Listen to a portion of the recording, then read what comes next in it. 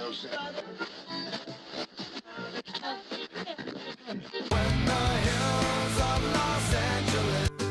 Angeles, I'm and most Hollywood nights. She goes to California, oh, California. What you say about Los Angeles? LA got the people saying,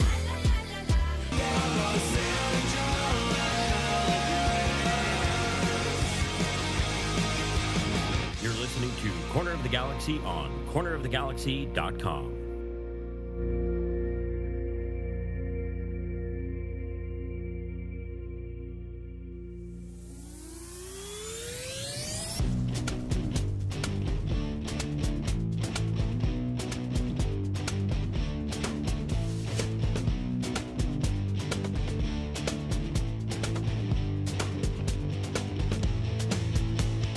It's time for another episode of Corner of the Galaxy from the Box, the show that gets you behind the scenes of the LA Galaxy and into the minds of soccer reporters and MLS experts.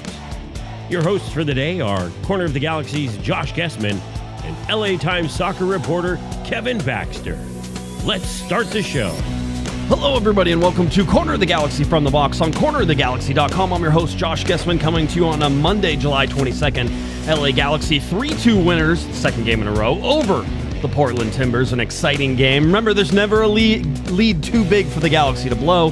They're right on the edge on all these, but there's been some growth we want to talk about it. The LA Galaxy sitting first in the Western Conference, second overall in the league. We'll break that down for you, what it really means, and the LA Galaxy in first in the Western Conference at the All-Star break. So a lot of stuff to get to, a lot of things we want to talk about. And in order to help me with that today, we are very glad to be joined by Mr. Kevin Baxter's replacement while he's off in Paris covering the Olympics. It's Alex El Nino Ruiz. Alex, how you doing, buddy? Doing good, feeling good. I mean, good game on Saturday, very exciting. A good game to distract us from the crazy times. It feels a little nuts sometimes. That's okay. But like you said, I'll tell you this, Alex, when the LA Galaxy are playing good, all is right with the world, right? Everything all that matters. Everything feels like it's fallen into place, that you can handle it. The Galaxy are no longer ruining weekends, ruining months, ruining years. The LA Galaxies might even be making some days. I believe there's going to be an LA Galaxy baby boom after this season. That's what I think is going to be happening, right? There's some happy people, undefeated at home still, at least at Dignity Health Sports Park, however you want to call that, a home game at Rose Bowl. But I don't think they did last year, by the way. I don't think they called it a home game last year, and I think they are calling one this year. So, a little inconsistency. But the LA Galaxy, currently in first place in the Western Conference. Are we surprised, Alex? Are we? Well, we have to be a little surprised, right? I mean, who would have thought, right? Who would have thought us being up here? Here we are. Here we are. Exactly. I mean, look, that's great to hear. Compared to this point last year, where the club was, I think, the second bottom in the West. So now you're kind of really seeing that growth. You're seeing that evolution, and you're really seeing this team kind of progress. I mean, we saw Vanny and a lot of the players following last season say it was really unlucky with all the injuries, with everything going on and off the pitch. Now it feels like smooth sailing in those departments, and look what's going on. You're seeing basically the fruits of having a good preseason, having all your DPs healthy. Right. You're seeing those fruits bear very, very ripe. Yeah, everything seems to be rolling the LA Galaxy's way, even the victory. We'll talk about that here in a little bit. Let's get to some Super Chats as we start off. Philip, $2 Super Chat is correct. Not 13th. The LA Galaxy in 13th for a large portion of the time last year. Definitely not 13th this year. And with just 8 games remaining, that's sort of the big thing too. 8 games, taking it down. Which is crazy. That's so nuts. I mean, some teams have 10 games remaining. LAFC, who's underneath the LA Galaxy right now, have 2 games in hand. They have 10 games remaining. Galaxy have 8 games remaining. It's not going to be that long until the regular season is over. Having said that, MLS Cup is in December, so everything is going to be stretched out for a long time. I was talking to my wife, and we were talking about plans for the fall and into Thanksgiving and December and all that stuff. And I was like, hey, the Galaxy season isn't going to be over in October this year, which is kind of crazy. There's going to be a little bit more to play. Maybe middle of October. Maybe they make it through the first round. Maybe they go into some deeps. But we've talked about sort of what the expectations are for the team now that they are where they are. Now that you're in first place in the Western Conference with 8 games to go, the expectations have changed. It's not about just making the playoffs. It's not about having that home game. What are the expectations now? Do you think, Alex, looking across everything and just to sort of go broad before we even start into any of the details, How do you rank teams in the Western Conference right now, and where are the LA Galaxy in terms of that?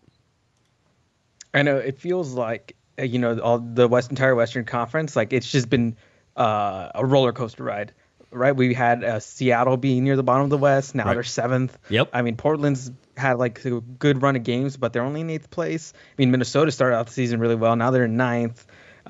Honestly, it just feels like whatever happens in the playoffs is going to be because the team got hot at the right time. Right. And honestly, that's all that the playoffs is. And I think the Galaxy, they have the players, they have the game changers.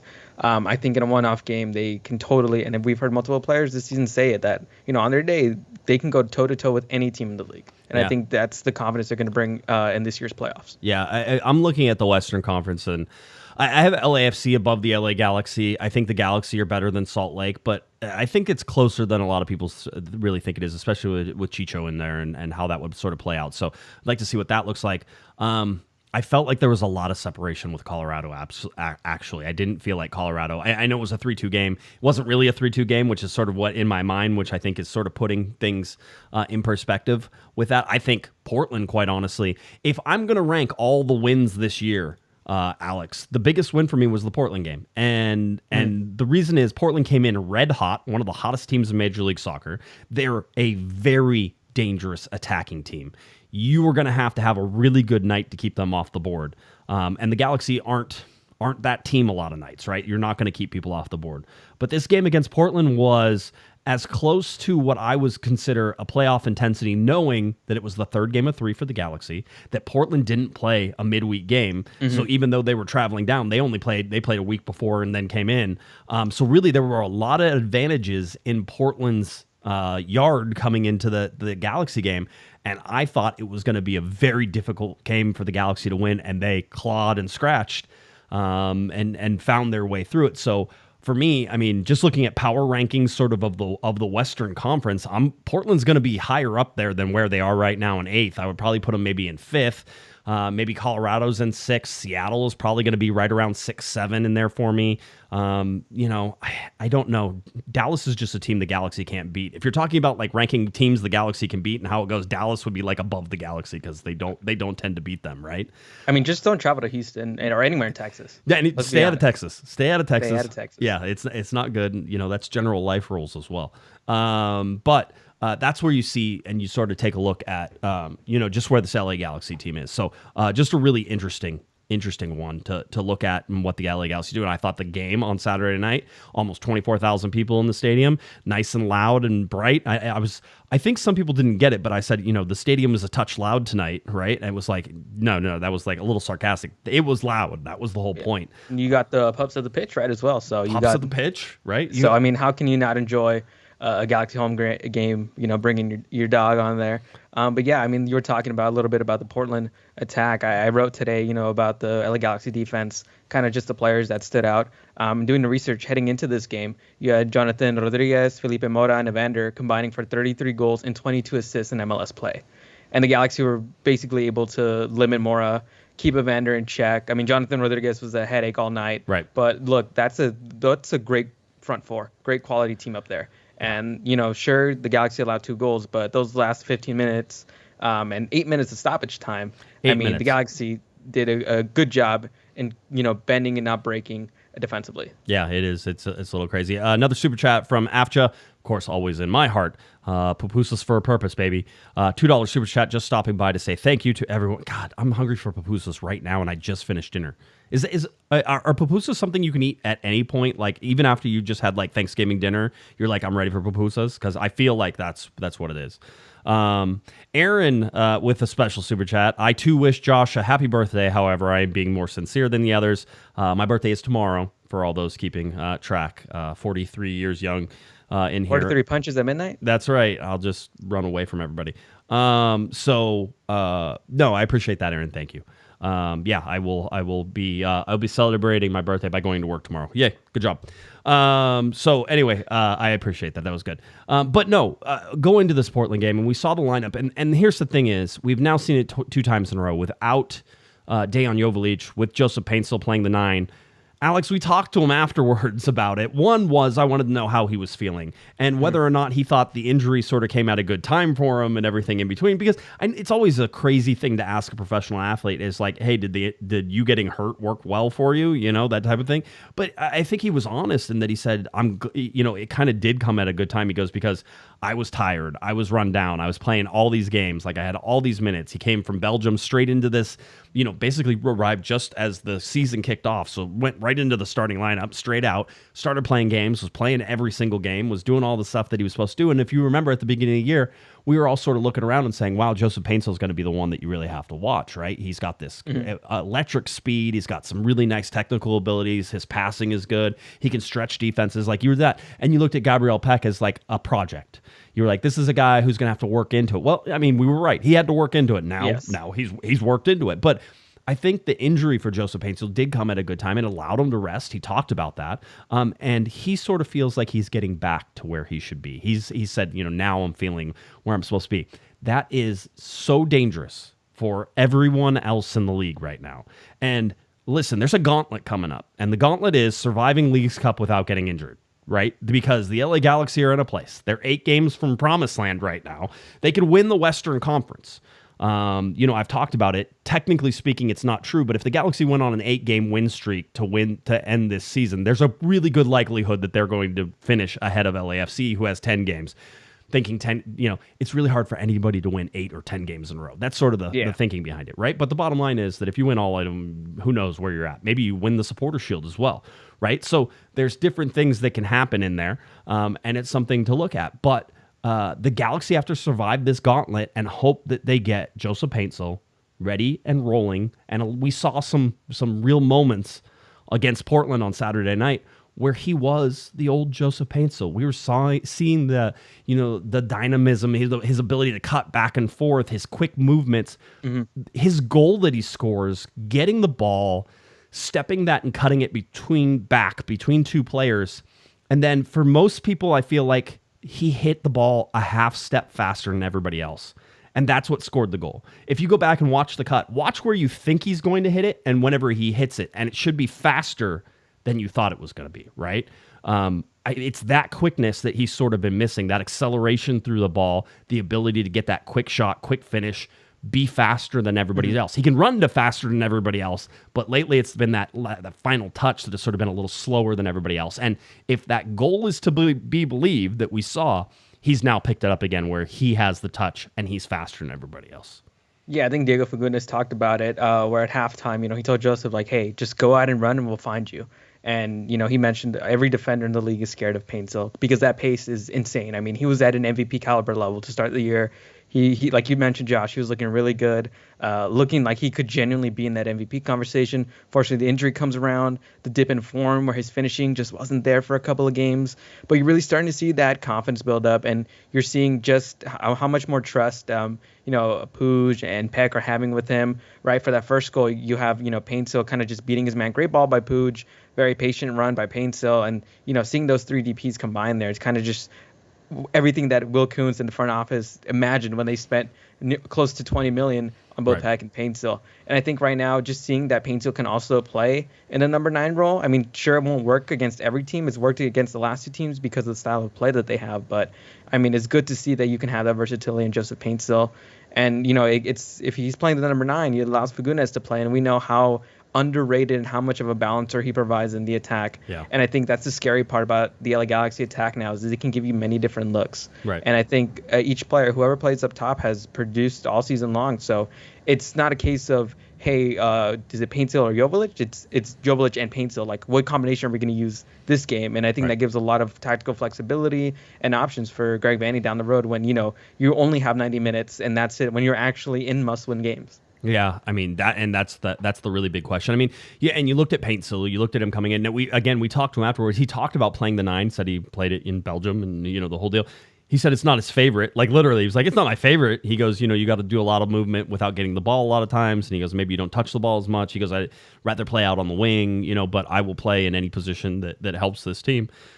He's very much a team guy. He's also very much a vibes guy. And for me, you have to be careful of, you can play him up there whenever you need to, but you're not going to play him up there as an option only because his vibes are going to say he wants to be on the wings more. And when he's on the wings, he is happier. And I think you're going to expect a happier, more confident Joseph Painsil to be even more dangerous than even, a number 9 where maybe he doesn't feel as comfortable. That being said, like you said, if it's a knockout game, if this is a must win, you're in the one and done phase of any of these tournaments, which, if you're in Leagues Cup, you're going to be one and done. And once you get through the group stage, if you're in the MLS Cup playoffs, one and done. Once you get past that first round, you have to have confidence in what you have. And depending on who you're playing against, depending on what you want, you can always switch out of things. Dejan Jovalic could come in off the bench too, right? Like you could move things around, or you could move Painsil in there later and bring Fagundes on, right? Like you could do these things and you could morph things depending on what you need. So I thought seeing Painsil play the way that he did was really, really impressive, just in everything that he was able to accomplish against Portland. And again, Portland, a fairly... Listen, they're in 8th place or whatever like that, but don't let that fool you. If you've been watching them down the stretch lately, they've been playing some good games against some good teams. For sure. For me, this is a bigger win than the RSL game, only because the RSL game was missing Chicho. Yes, you were on the road. It's sort of like you're stealing points. You had to defend points with Portland and the LA Galaxy, which is crazy to think. LA Galaxy fans have gone to Dignity Health Sports Park every time this year, and they have never walked away with a loss in their pocket. That is a huge, huge deal to progressing and making Dignity Health Sports Park an actual, fortress for them to play in and feel comfortable in. And we've seen Greg Vanney teams struggle to win at home sometimes. This year hasn't been the case, although they didn't start off very hot and people were all over them. Too many draws, too many things sort of happening at home. But when you think that Miami came in with Lionel Messi at the very beginning of the year and didn't walk away with a win in that one, you had teams. You've had some other good teams come in there, and the LA Galaxy have been able to defend against. New York City, they were a good team when they came in. RSL being able to fight back going down. I mean, look, the home field advantage is real. Like, it's for real every time you head to Dignity Health Sports Park. The atmospheres are different. You can tell the crowd is really, really behind the players. And look, like you mentioned with Joseph Painsil, there's a lot of vibe guys on this team, where the crowd very much motivates them and moves them going forward. And especially when we're going to be in the playoff time now. I mean, the Galaxy, they've got to hold on to a top 4 spot because they need that home field advantage. You're seeing, Gabriel Peck basically produce almost all his goals and assists at home. So you want to keep that going. At Joseph Painsil, I'm pretty sure he loves hearing his music every time he scores a goal. So he's going to keep doing that. And look, the entire crowd adores Riqui Puig. He's the guy that gets the loudest. Whenever they're announcing the names for him, it's always, his name is the loudest. And I think that really moves him. And being able to have that home field advantage just allows the Galaxy to have a bit more of that mental edge. And again, we're going to get closer and closer to those must-win games, and you need that type of stuff. Yeah, it's starting to all come to a point here. Funny enough, Riqui Puig, best player on the LA Galaxy. Gabriel Peck, best player on the LA Galaxy. Joseph Painsil, best player on the LA Galaxy. You have a legitimate argument for all three of them. I would say right now it's probably Gabriel Peck with the way that he's. I mean, and I don't think. I think people are going to say, yeah, but Riqui Puig still has a tremendous amount of talent. Unbelievable. But the way Peck is playing right now, Jesus. Vibes. We're playing vibes on Thursday. We're playing vibes again. Gabriel Peck has reached a different level, and the scary thing is, at least it's not scary whenever Will Kuntz is taking phone calls about how much people want to pay for Gabriel Peck. The scary thing is, I think there's another 2 or 3 levels to his play. I don't even think he's close to rounded out where he's going to reach over the next 12 to 24 months. Whether or not he's even with the LA Galaxy this time next year might be a question if he continues to play the way that he is. And I know people get freaked out about that stuff. The LA Galaxy in years past, Alex, certainly have held on to the stars that they've had. But the new sort of regime's idea for this is to get these young guys. They spent a lot of money on Gabriel Peck. The reason they spent a lot of money on Gabriel Peck was because they're expecting to sell him for a lot of money, and that funds the rest of the things that you want to do after that, right? So you come ask for money once. That was the whole idea. I'm coming to ask for money once. I'm coming to ask for $20 million, Uncle Phil. I need $20 million to go out and buy me some Joseph Painsil and some Gabriel Peck, and we're going to go out there, and we're going to compete, and we're going to be awesome, and then I'm going to sell one of those guys for $35 million, and I'm going to sell the other guy for like another 15. And when we do that, we're going to have a whole bunch of money to go out and buy the next guys that we've been scouting, that we're watching. So I do think there is a window that the LA Galaxy are targeting for what they're looking at to be sort of their peak. And I think eventually is if you're trying to manage these teams, you're trying to bring in players that get you to this point, right? This peak. I don't think it's this season. I actually think it's next season. But having said that, right now, you can't discount possibly changing your outlook on how well the Galaxy are playing because you cannot pass up a chance to win a championship. Listen to the guy who had a chance to go to the White House whenever the LA Galaxy went to go visit Barack Obama in the White House. I could have gone. I was like, I'll go next time. What? There was never a next time. There hasn't been a next time. As a matter of fact, Alex, it's been 3,515 days since the LA Galaxy last won an MLS Cup. Not that anybody is counting. All right. That's the longest span between MLS Cups in LA Galaxy history. Having said that, the LA Galaxy also turned 10,327 days old today. So happy birthday to the LA Galaxy as well, right? It is not with as many teams as there are. Another team coming in, there's 30 teams. The margins around MLS Cups, winning things, not winning things, come down to, quite honestly, having a really good team, getting in the playoffs, and getting hot. And that's it. And having sort of that belief that you can win any game. Yeah, I'm waiting for the Galaxy to get that last point is they have the belief they can win every game. Yeah, and look, we've talked to Fagundes multiple times. He believes that. I think Paintsville today said that, if they get going offensively, they're going to be unstoppable, right? So they are starting to really believe that and believe that they can go toe-to-toe with anybody. And I think that's the right mentality you need to have right now. Obviously, the core of Peck and Paintsville haven't been with the club for that long, but just the way they've been able to build these relationships, the way they've been able to just become what people thought would happen on paper, that it happened so quickly. I mean, that's amazing. And look, whenever there's a championship window, you have to go all in, right? You can't be hesitant because that's not a championship mentality. And I think if with the potential addition of Marco Reus, that's going all in. That's going in and saying, hey, we're going to add another gear to ourselves. We're going to go full throttle. And I think that's exactly what the Galaxy mindset is changing it to now. Not let's be lucky to get in the playoffs. Now let's be a top seed. Let's be a genuine contender for MLS Cup. And I think we're seeing that in this performance against Portland, where the mentality flipped. Where hey, we've got to lock down in these final 15 minutes. We've got to keep going full throttle. Right. Banny doesn't want that all the time, right. But being able to learn and manage that is going to be another big step going forward for this team. Yeah, it is. Alex, $2 Super Chat says, anyone know what happened with Apex Security? I know there's certainly some unrest between supporters and Apex Security. Where that stands and where that goes, I would be speaking out of turn if I said I knew anything much about that, Alex, outside of that. I know that there have been some protests by one group for sure of not showing up because they feel like they're a target of Apex Security. Outside of that and trying to understand any side of that, I would not be the person to know that right now. But I'm more than willing to ask the questions whenever we get the chance to. Gary, $2 Super Chat. Happy early birthday, my dude. Thank you, Gary. Certainly appreciate you. Executive producer Herb is in the house. Always great to have you, Herb. $43 Super Chat. I imagine that's for every year that I've been alive. My dad has this saying, Alex, that it's really your birthday is today, is the day before your birthday, because it's been 365 days since your last birthday, right?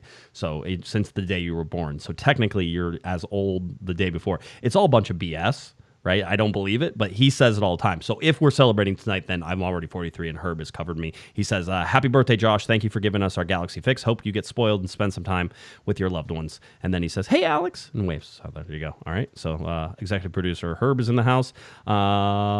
Misanthrope 881. $5 Super Chat. Peck is definitely showing how good he can be, but still hasn't peaked. Don't peak too soon. That's what we say. Don't peak too soon. Exactly. That's not Gabriel Peck. We appreciate that Super Chat. Awesome.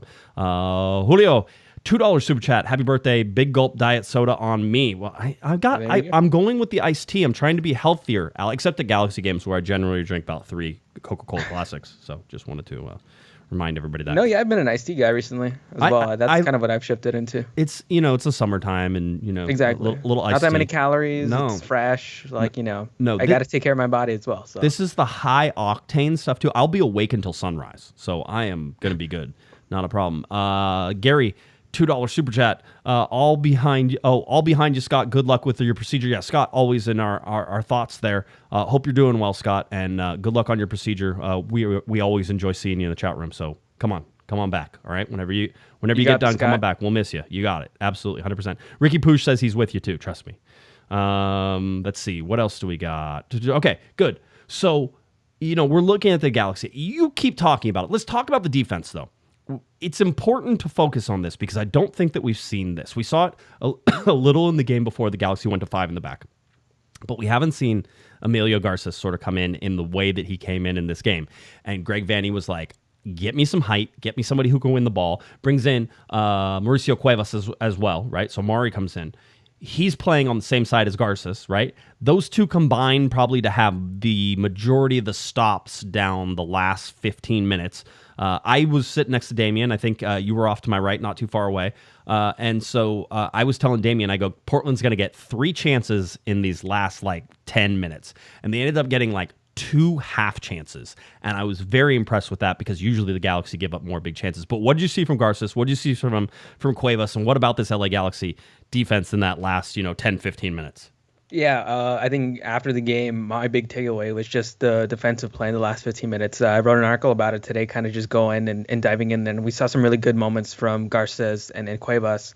There was a moment there where Cuevas, makes a great kind of sliding clearance. Jonathan Rodriguez has a good look on goal, but clears it away. And that's the stuff that, sets the tone for the back line. It sets the tone for the rest of the team that they're all trying to get in there, right? Miguel Barry enters in the game, sure, doesn't do much offensively, but immediately clears I think it was a corner kick.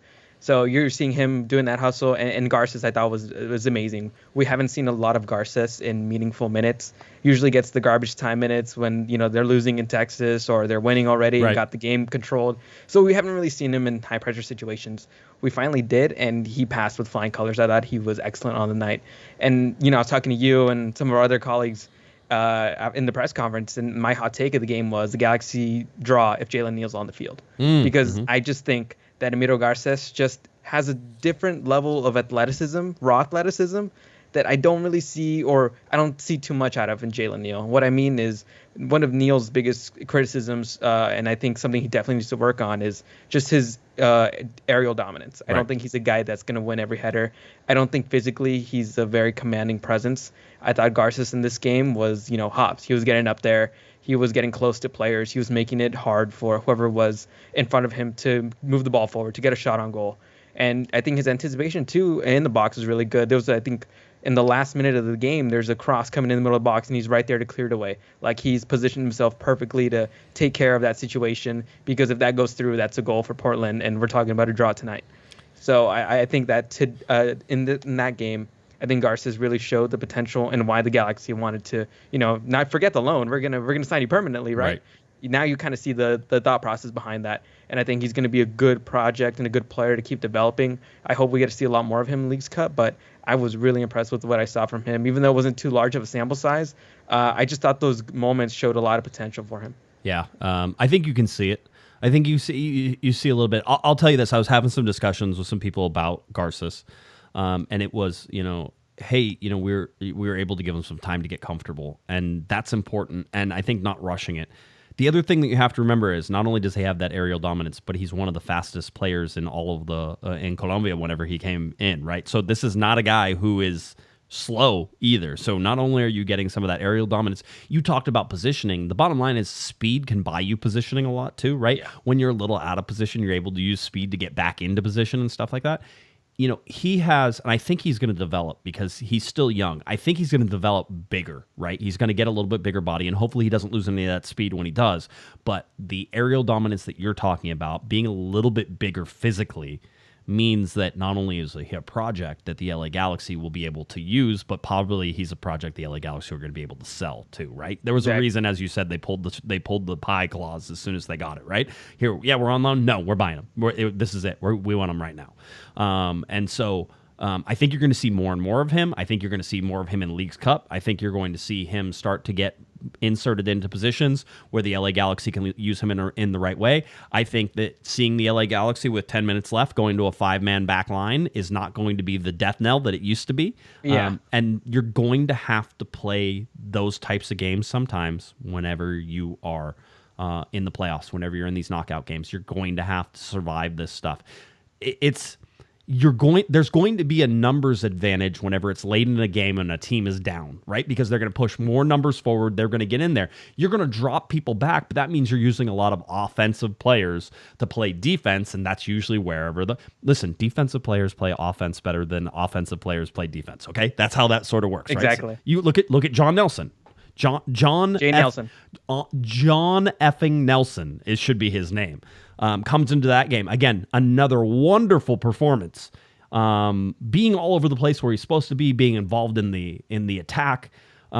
Just had some great defensive stops, had some great defensive moves. This is a guy we're like, oh, okay, whatever. He's on the team, and this is a guy who's making meaningful minutes, meaningful plays on a team that is top in the Western Conference. The depth that the LA Galaxy have created this year is something we have not seen since maybe 2016 for the LA Galaxy, right? It's been that long.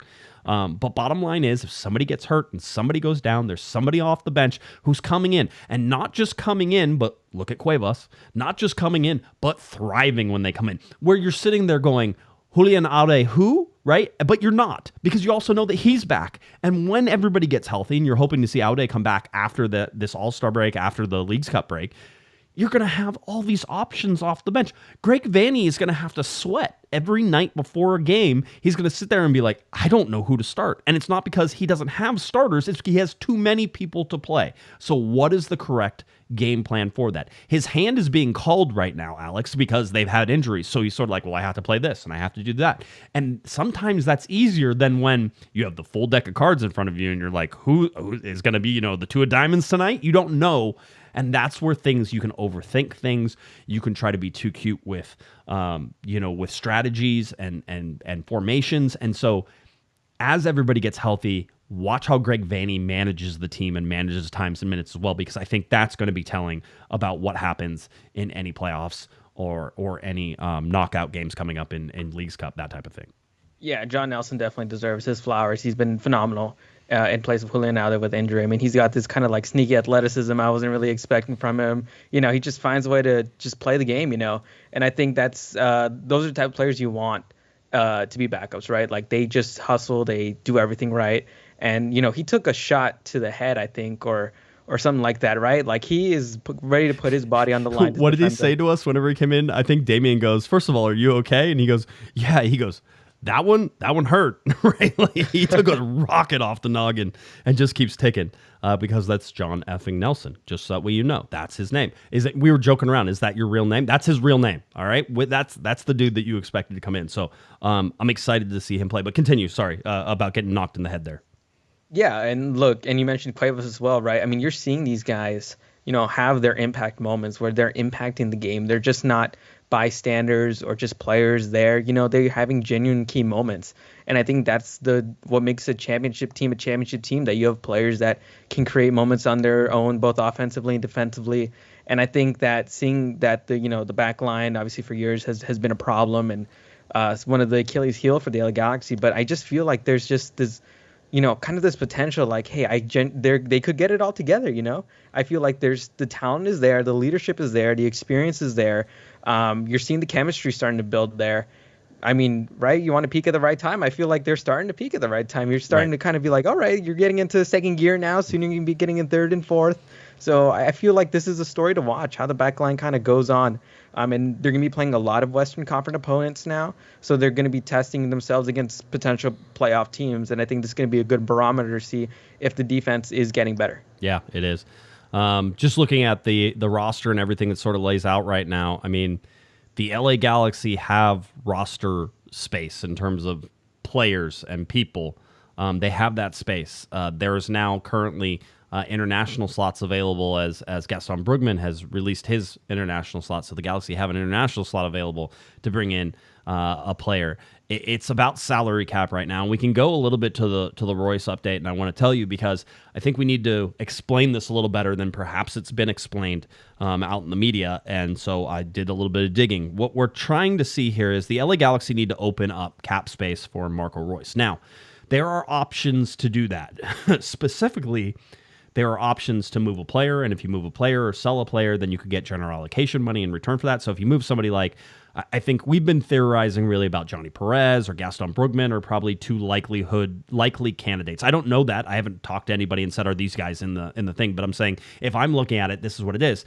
And the whole thing with Perez is he's not going to save you a whole bunch of salary. So if you're trying to get a whole bunch of salary cap room, then you're not going to get it. But if you sold him to Mexico, then you would get some of that money in return and in general allocation money. And then now with the new rules now where you can get even more general allocation money. Right. So it makes sense. It checks out. I feel like it's the most logical. Right. Here is the other part of that, though. There are scenarios which are being played out right now by the LA Galaxy that don't involve moving any players and adding Marco Reus to the roster. So I think one is it's been reported widely that the Galaxy are looking to create that space. Whether or not that happens and whether they create it through a player move is one thing, but there are options that don't move anything and bring him in as well. I don't know what that means. I don't know how much money they need to clear up and how that works and how you clear that. Do you cut somebody basically? Do you write off a contract? We're still looking at Chris Mavinga earlier and his contract and whether or not anybody picks him up. And if they do the Galaxy then get cap relief from where it is? And maybe that's enough to bring in Marco Reus. Maybe they've already written that off. Maybe they decided to write that contract off and it's gone and now that's already bought out. Maybe they haven't made that decision, but they're able to buy that contract out. And if they buy that contract out, that you open up space on different salary cap. And I don't know if they need $100,000 to bring in Marco Reus or they need $1.2 million to bring in Marco Reus, right? We've sort of been watching this as it has. But earlier this year, we told you that there were scenarios in place where the Galaxy wouldn't have to move anybody. Now, things change as you go through the year. And who you brought in, and maybe buying Garces whenever they did, they were like, we got to buy him. This is it. And if that hurts us and we have to figure out something else for Reus, because they were probably already thinking about Reus down this line, if that hurts, then it hurts us. That is what it is. But I think this gets done. Everybody still feels pretty good, but I think it has hit a little bit of a road bump and just that I think they expected it to be done by now. But that's negotiation, and that's how things work. So there are definitely options out there. Don't get suckered into somebody absolutely has to go, but don't be surprised if somebody goes, right? So everybody was under the general assumption somebody had to move, and that's not the case. Specifically, that's not the case. I can tell you that's not the case. It may end up that way because it's the best option for the LA Galaxy, but they don't necessarily have to go that way, all right? So yeah, I'm curious to know if it's possible in MLS because I know that you can do this in the NFL and some other leagues as well, where you can kind of restructure contracts, right? To where in another year, players, they're going to cut a little bit of this year's salary, add it to next year's, right? I wonder if that's possible to do in MLS. Obviously, someone like Brugman, I feel like that's someone you could do that with. But I'm also curious too how they would structure Royce's contract because if you think about it, you have Yoshida and Cáceres both in the last years of their contracts. Right. No options for next year. Right. So, you're going to open up that cap space as well. You signed Garces to already establish kind of the salary cap for the next couple of years.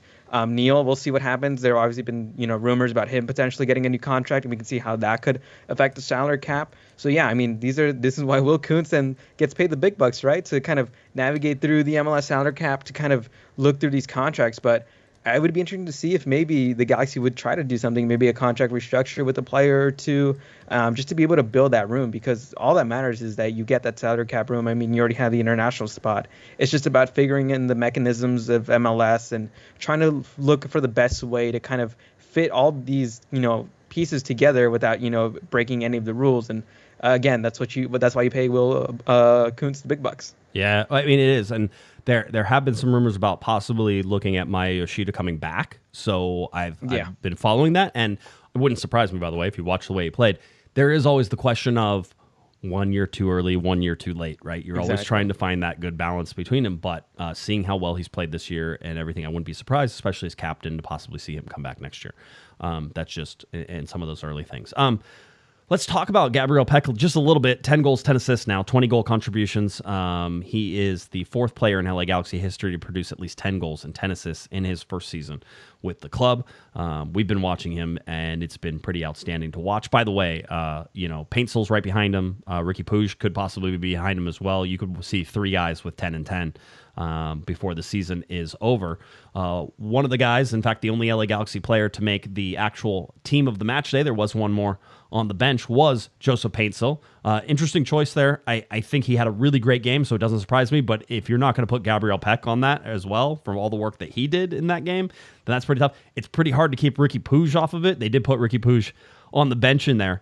So that one, at least, I guess they're kind of close. But those three were really running rampant over Colorado. It was fun to sort of watch. And then I was going through league leaders there, Alex. Whenever we get into touches, it's Ricky Puig with like 500 touches more than the next person, which, by the way, the next person is Maya Yoshida, and he has just a couple more touches, Maya Yoshida, than does the third person, who is Mark Delgado, the LA Galaxy, with touches in leading 1, 2, and 3 in all of these. And that's crazy to think. But as you watch the LA Galaxy, I think, Alex, you and I would not be surprised by that even for a second, watching how many touches you get between the midfield and everything that goes around that. But just how important that is to... And some people are going to say, well, they're wasting touches and blah, blah, blah. This is how the Galaxy play. I want you to know, we've now watched them through 26 games. This is how they play, Alex. It's about trying to create positioning and overloads with passing, and then whenever you find the overload, to exploit it and be direct. Yep. Right. By using the possession and the ball to your advantage. Right. But the goal is to be direct. Eventually, it's to be direct, right? You can build and have a 20-pass sort of segment, but the idea is that last couple passes are direct. They're the ones that break lines. They're the ones that create problems, and that's how you score goals. You don't score goals by possessing the ball all the way down into the box and then scoring, like dribbling the ball into the back of the net. That's not how it is. But what we've seen with Vanny Ball this year is that the Galaxy have been one of the more direct teams in Major League Soccer at times. And certainly if you look at the goals that the Galaxy were able to score against Portland and against Colorado, they're talking about direct attacks. These are passes, quick movements, overloads, and gone. And I think that's whenever they've been most successful. So the touches mean something. The touches are a positive part whenever things are working well of a healthy LA Galaxy. Too many touches can be the negative connotation to sort of the possession based. And we've seen that happen as well. But most of that for me comes into impatience whenever they get into the final attack. So just interesting to sort of watch how Vanny Ball has evolved over this last, even 3 months probably, to really see the LA Galaxy start to hit their stride. Yeah, I like to see that, players like Yoshida, right? They always tend to make the right decisions with those passes too. So it's not like these guys are getting the ball and, can't handle it. Yoshida, I think, is very calm and poised. Delgado too, even in this game against Portland, I thought he had a really good underrated game. He always tends to do that. But I thought in this game he was really good at kind of breaking through and dribbling through players, getting the ball, and just being a good connector there. I mean, we see on that right-hand side, because the Galaxy love to attack down the right, that Delgado and Yamane, they've been so effective in that area. And I think Delgado, as we were talking earlier about trade pieces, right? He's definitely on the no trade list. He's a guy that no team is going to be able to get because they value him so much in that midfield. And he's just been so consistent, covers so much ground. And I think right now we're really starting to see those players that were on that graphic, like Puig and Delgado and Yoshida, like those are the cornerstone pieces of the LA Galaxy. Like those are the guys where if they're on the field, you get a consistent level of play there.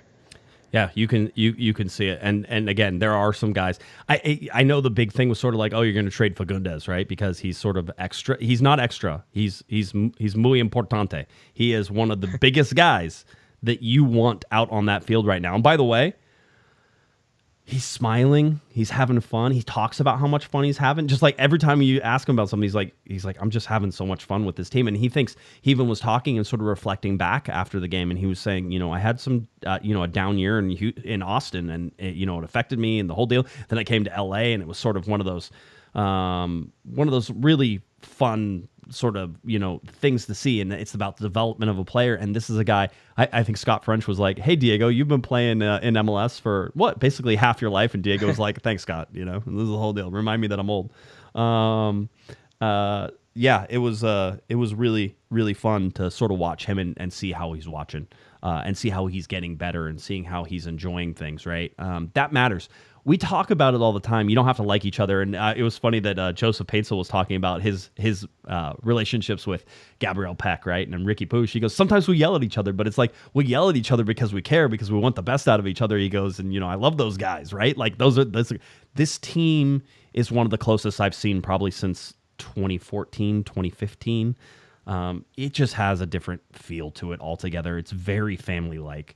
Like I would imagine if you invited like one guy over to your house, like everybody would show up, right? They're like, oh no, I brought my friends, right? Can I bring my friends? Yeah, then everybody shows up. Like I feel like they go everywhere together and sort of hang out. That doesn't always happen. So we'll see if that continues. But it's fun. It is fun to watch, right? Al, you get that same vibe from them. Yeah, I do. I mean, look, when the players come up to talk to us, I mean, they dab each other up, say, hey, man, you did good, have a good night. It generally feels like you feel that connection that they have with one another, that, the belief that unites the entire team. And I think that's there right now. I think they feel that they can be genuine contenders by the time, the fall comes around. And you need to be, building that chemistry. You need to kind of have those connection with those players, because it comes down to trust in those final moments, right? In those do or die scenarios, do you trust this guy with the ball? Do you trust this guy to make the right play and right decision? I think this team is starting to really kind of evolve into that, where they're like, hey, if Ricky's got the ball, he can do something. If Joseph's got the ball, he can do something. If Gabriel has the ball, he'll be able to do something. And, like Joseph said, yeah, they can grow frustrated with one another, but they're trying to push each other. They're trying to raise each other's levels and trying to win a championship. I mean, they're showing it right now, and with what they're saying, that we can go toe-to-toe with anybody, that we can be unstoppable on offense. Like, the belief is there, the feeling, the chemistry is there. I mean, everything right now is just in such a good place compared to last year, just completely day and night. It's like you're on a different planet almost. It feels that way. Executive producer Herbin with a $6 super chat. Shout out to the camera guy at the game who panned away immediately as a dancing fan was removing his sweater to reveal another team's jersey. You gotta love it. I never understand it. It's like, if I was going to go to another, if I'm going to, whenever I go to like a baseball game, and I'm an Angels fan, but I'll go to Dodger games because I actually just enjoy baseball. Plus, it's pretty hard to be an Angels fan all the time. But I'll go to a Dodgers game. It's like, I'm not going to wear an Angels shirt there. I'm just going to go enjoy being there if I'm going to be there. But hey, each their own. Everybody's got to do their thing. I did have some LAFC fans ride my train on Sunday. And we almost didn't make it back. So, it is what it is. I would also like to say, and a little shout out to the directors of the game on Apple TV. Congratulations! Every time I looked up, there was a replay that was supposed to be there. Whenever it was like clockwork. We knew when to expect replays. We knew when they would come back. I started looking at the screen, and there they were. And it's like they have people who understand soccer, and I'm starting to see just little tiny improvements in that. And if last game against Portland was any sign, whoever that was, however that went, that's the way it's supposed to be done. Replays right when I want them, when I need them. And plus, at the game, it's always funny. I don't watch the game through the television. I watch the game on the field, right? Alex, we watch it. But we know when we need to see a replay. And so you'll look back up to the TV, and you usually know when to look. And when they're not there, it's noticeable. You're like, that replay should be there because that was an interesting call. Something happened. Look at the Joseph Paintsel, first ball, the goal that Gabriel Peck scores. I still believe Paintsel's offside. They showed the replay. It's tight, and I'm guessing it's probably tight enough that you can't make the call. To me, I thought he might be off. But if you're not drawing lines and you don't have assisted offside, I don't know that you can call it offside. It looked offside, but it was close and tight, and we got a freeze frame for it for a little bit. But that replay was there. Like, a lot of times that replay wouldn't be there whenever you want to see it. So it was a fun one to watch. And it was quick too for Paintel's second goal that was called offside. Like, immediately the replay goes in there. You're like, oh yeah, this is offside. No debate about it. Instead of us kind of there for a minute, like, offside, not offside, what? And all of us just kind of staring at the TV, just waiting and waiting, clicking our pen. So shout out to Apple finally getting it right. Yeah, there we go. Hey, we'll keep going. Right, we're almost there. We're almost through the season, so maybe they get it right for the playoffs. So, but you're starting to feel it just a little bit there. Coming up, and we have the start of the All-Star weekend. We should mention that the All-Star game comes on Wednesday, July 24th. That is when the MLS All-Stars will play against the Liga MX's All-Stars in Columbus on July 24th. You already know that Ricky Puig is going to be an All-Star. Well, now, thanks to Alex Ruiz, it's his fault. Gabriel Peck also named as a replacement along with Pilar Musa. So from Dallas, and by the way, great striker and what he's been playing. Played really well against the Galaxy. Yeah, just a guy you're like, yeah, that guy's going to be good. That guy's going to be like $20 million good here pretty soon. So that game coming up, what's going to happen on my birthday is MLS decided to host a skills challenge. Just for me on July 23rd on Tuesday night. Both these games can be found on MLS Season Pass. The fun part about this is that Ricky Puig in that skills challenge, along with some guys who are pretty good. Maybe you've heard of them: Jordi Alba, Sergio Busquets, Diego Luna just got updated and added in there for one of those. And then they're getting the special guest, Mr. Sasha Kljestan, in there, former LA Galaxy player. Should mention down on the Liga MX side, Luis Hernandez, former LA Galaxy player, also with the special guests for Liga MX with guys like Gignac and Jonathan Dos Santos was talking about his time in LA today. So some fun stuff. But the real picture that we were all waiting for there is one Mr. Sasha Kleshtin with Mr. Ricky Pooch. Can we just, I think people think that Ricky actually doesn't like Sasha Kleshtin. Can we, I think we can squash it. Doesn't it feel like we can squash that? They were former teammates. They know each other. I think they like each other. They're good buddies. With your buddies, you kind of just mess around. You mess with them, you haze with them. And I posted some video on my X account of Sasha and kind of Ricky, backstage after an interview. I mean, they're just, talking to each other, having a good time, just being bros. I feel like, not that it's like fake beef, but it's like... It's entertaining beef. It's entertaining beef, yeah. Exactly. It's entertaining, keeps you hooked. At the end of the day, thinking that there's two different sides here, they're just both, playing golf together. Yeah. Every Sunday. That's what it is. So you have to remember, Sasha is a guy who used to invite, Dejan Joveljic down to his house to have dinner and was sort of mentoring the young guy, right? I think with Ricky and Sasha, there's sort of that older brother, younger brother. I was going to say father and son type thing, but Sasha might get mad at me.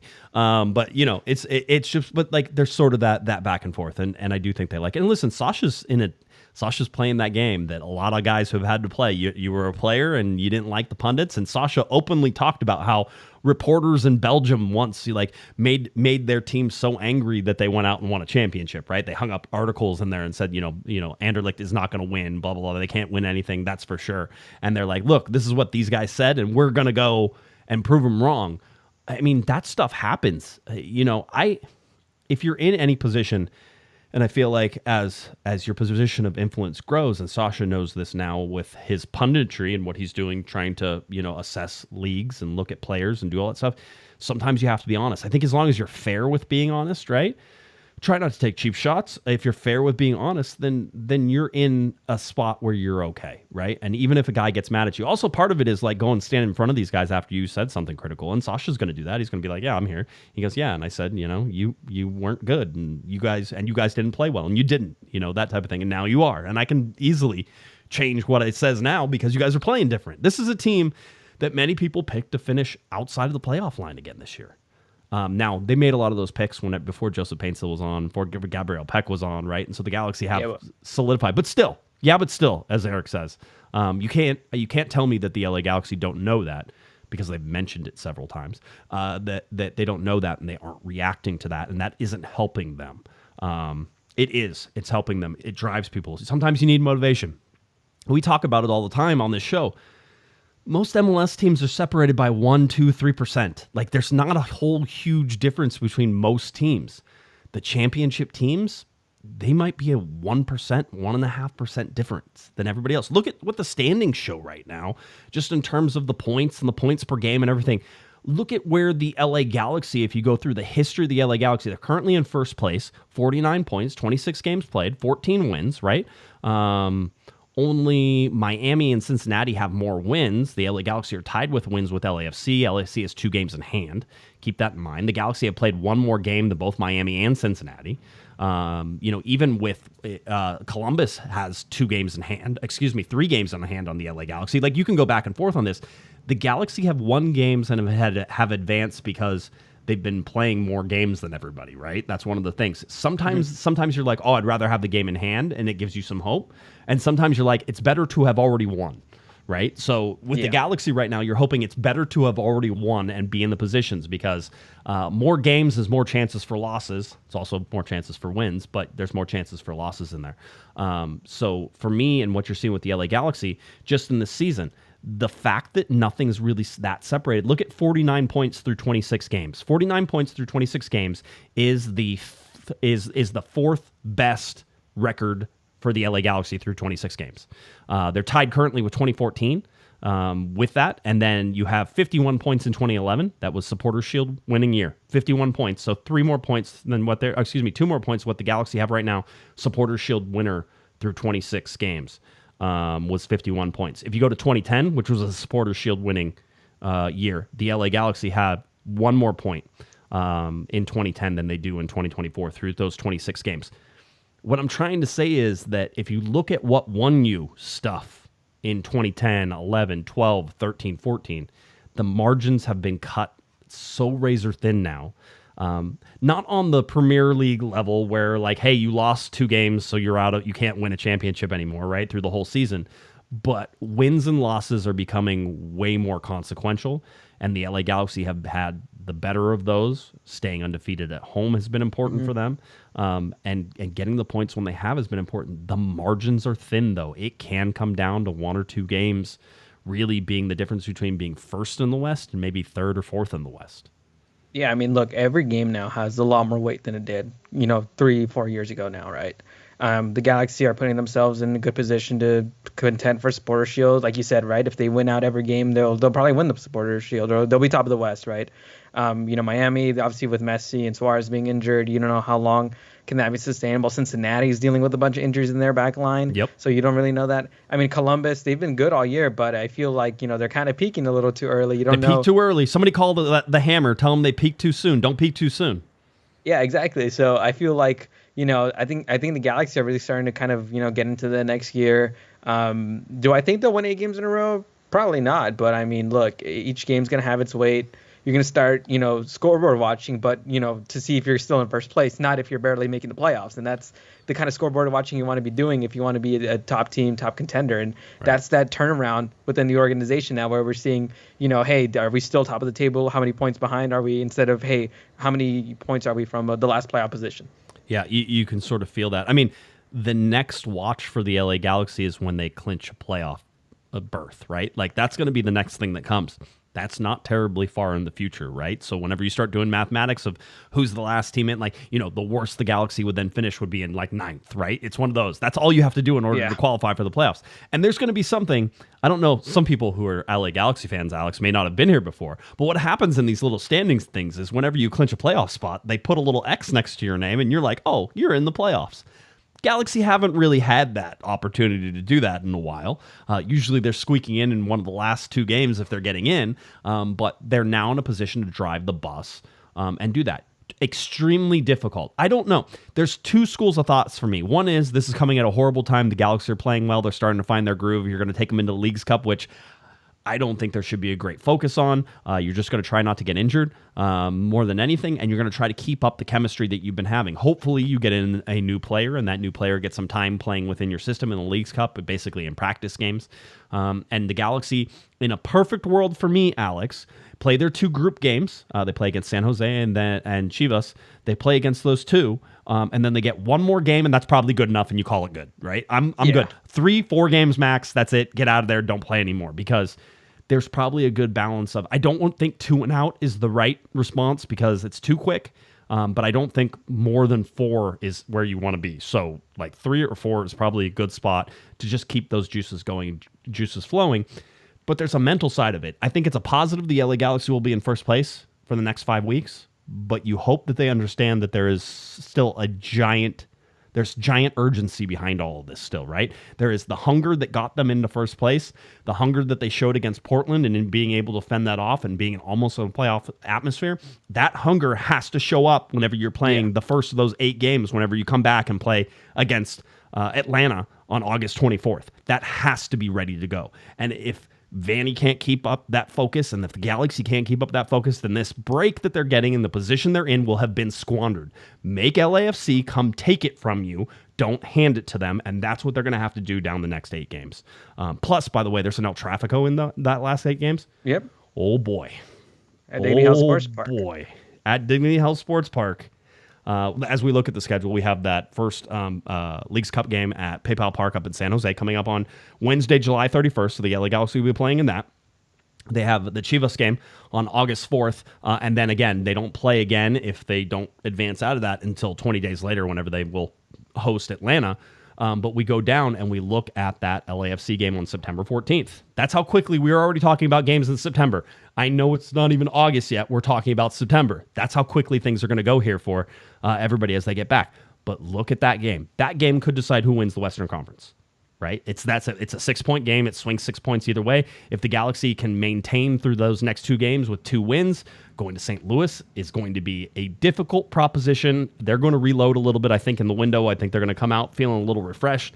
So watch St. Louis in September. That's going to be a tough one, especially 11:45 a.m. body clock game. So those are never kind to the LA Galaxy. That'll be in St. Louis, a very important game. The LA Galaxy have to go up to Portland. Ridiculously difficult game to play in Portland whenever you go do that. LA Galaxy hosting Vancouver, who's been a good team this year, away to Colorado at altitude. That sucks. The LA Galaxy hosting Austin. And then if you could pick one team that you wouldn't want to play the last game of the season, and it probably won't matter, and maybe it won't have any seating. Maybe the best case scenario for the LA Galaxy is that when they go to Houston, the last game of the season, that everything is already decided and the game does not matter. That is what you're hoping. You can't lose the seating. You already know where you are. There's nothing that benefits you from winning that game, right? That's what you hope for Houston, because as Alex, you and I were talking about, just don't play any games in Texas, because that doesn't seem to work well for the Galaxy. It never does. And look, Houston's kind of the boogeyman in a way on decision day. I think everybody still has in their heads 2018, where the Galaxy just needed to get a result in that game, couldn't do it, and out of the playoffs, right? But like you said, Josh, right now, I think like Kobe Bryant said, right, job's not done. The mentality of this club has to be, look, we got to finish strong. This isn't, finishing. You're sure if you do get supporter shield, that's great, but you get remember for MLS Cups, not for shields. And I think that's the mentality that the team's going to bring in right now. Greg Vanney's an experienced coach. He's lived through this during his Toronto days. Mark Delgado as well, and these newcomers as well. They're starting to understand the league a lot more. Joseph Painsel's talked about the travel and just how different it is compared to Belgium. Instead of traveling in buses, you go into 3-hour flights. So big difference here. And I think this team, like I talked about earlier, I think the mentality is switching into one of potential champions. And if they can keep that up, then I think they'll be set. It's just all about performing on the pitch and kind of just having these key moments in these do or die scenarios. And I think we haven't seen too much of that from the Galaxy yet, but we will come the fall. I'm waiting for the big learning event. All right. Now, stick with me a little bit here. In 2009, the LA Galaxy were surprise MLS Cup appearance players, right? So they went up to Seattle. They played against RSL in a cold Seattle. I was at that game in the front row, or second row in the corner. You can see me on some replays, I think. I was there with one of my buddies. We went there and we saw the LA Galaxy lose to Real Salt Lake in penalty kicks. So we were there for that. My buddy had to fly on a flight from Seattle back through Salt Lake, and so he was on the plane full of RSL fans cheering about their MLS Cup as he was going there. So he got to suffer through that a little bit. 2009 was learning, right? 2009 was a learning experience. It was getting so close and not getting there, but understanding the progress you made. 2010 comes up. 2010, the LA Galaxy were the best team in Major League Soccer from start to finish, won a supporter shield. Got into the playoffs and got knocked out by Dallas, right? And so, again, it was like a little bit of learning in that, right? That you have to learn, you have to suffer, you have to understand. There has to be heartbreak in order for learning to have happened. I'm waiting for the LA Galaxy to find their learning moment. I'm waiting for their heartbreak, their setback, their speed bump, the adversity. And maybe that was last year. Maybe the adversity came last year whenever the LA Galaxy were much better than their record, but finished in 13th place in the Western Conference. All that stuff. There's going to be a moment in these next 8 games where the LA Galaxy find adversity. Could be big, could be insurmountable, could be small, could be something that's a small road bump for them, and they pick it up and they learn and they go. But something's going to happen down these next 8 games that's surprising, that gives LA Galaxy fans PTSD from all the years back. There's going to be a bad, flat performance. There's going to be an injury. There's going to be something that happens that changes what's going to happen in the playoffs. And how do the LA Galaxy deal with that? Because that's what's next. Yeah, especially for this group of players, right? Because you look at your Chicharito and Douglas Costa era, right? You kind of had that heartbreak in the playoffs against LAFC, right? That Chicho Rango 90th minute winner. Then obviously you have last year where it was just, a disaster. This group now with Gabriel Peck, with Joseph Paintsill, right? I mean, with Yoshida, with Yamane, with John McCarthy, with Julian Alde, right? These guys, I think, haven't experienced that yet. We've seen, like I mentioned, Puig is still on the team. Delgado was on that team. Jovic was on that team. That core was there to experience those moments. So it's going to be interesting to see just how they navigate whenever that moment comes, because it will come. There will be a moment where there's going to be serious doubts about the Galaxy, but there'll be questions raised again because, it's a long season. Injuries happen. Dips in form happen. We saw Joseph Paintsill kind of deal with that. I mean, if he was going through what he was going through in the last 5 games where he just couldn't finish in the last 2 or 3 games of the season, then there would be more questions. So this team definitely still is going to have a moment of adversity. And like you said, Josh, I think a lot of championship teams kind of go through that moment. And have the Galaxy gone through that yet? Are they going to discover that? I mean, that we've yet to know exactly. I'm bringing up nightmares for everybody who was at that 2010 game. Who remembers being at that 2010 game? I was at that 2010 game. That was for all the magic of having the supporter shield and everything that happened in that season and feeling so confident going into the playoffs and watching Dallas just beat the crap out of the Galaxy. And it was like, what just happened? That's how things end sometimes.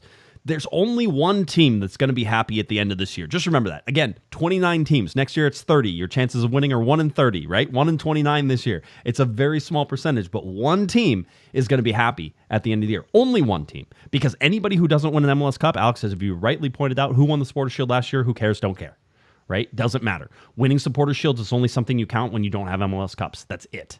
All right, it's like the Lakers trying to hang a division. The banner. in season, the in season tournament banner. No, right? No, you don't do that, right? You don't. The Clippers with their division winner banners, like nobody cares about division winners. Come on. You only care about division winners when you haven't won a championship. That's exactly. It. You only care about Supporter Shield whenever you haven't won. Otherwise, what happens is you have 5 MLS Cups and X number of Supporter Shields, and that's underneath. It's just a footnote underneath and how it rolls. But yeah, so again. Galaxy fans, you've been through this. You were ready. We talk about roller coaster and suffering and all this stuff. The LA Galaxy have been falling into an abyss since 2017. This is the first time where you're finally like, I think my head's above water and I'm not drowning anymore. You've gone to games this year where you've been excited to see. Even if you've gone to visit the LA Galaxy on the road, you've had some good successes on the road this year. The LA Galaxy are a good team across the board. That doesn't happen. You're experiencing something special, so understand that. But understand that the next 8 games are harder than all the 26 games that have come before it because now it matters. Greg Vanney famously said, I think last year, really it matters about like the last 10 games. Like what are you looking like in the last 10 games? And this year we sort of knew that everything was going to shift. So that way the focus was going to be more on what happens before the All-Star break because the All-Star break's so shifted. I mean, we basically, there's less than a third of the season left and we're the last day and the All-Star break is happening, right? Yeah, and Leagues Cup break. And Leagues Cup break is happening, right? And you're like, what is going on with this? It's they've shifted it. And so we knew, and I think Greg Vanney and Will Kuntz, by the way, kudos to them understanding that spending money up front might have been the better chance this year. And I think the Galaxy are reaping the rewards for that because they're not waiting for their guys to come in. You're going to get guys in. Even if Marco Reus comes on this team, his 8 games left to get sort of in and go. Now, he's a great talent. I don't expect that it would be difficult for him to do that, but you're not going to get the benefit of his play for 12 or 15 games. That's not happening this year. It's 8 and then MLS playoffs, and that's it.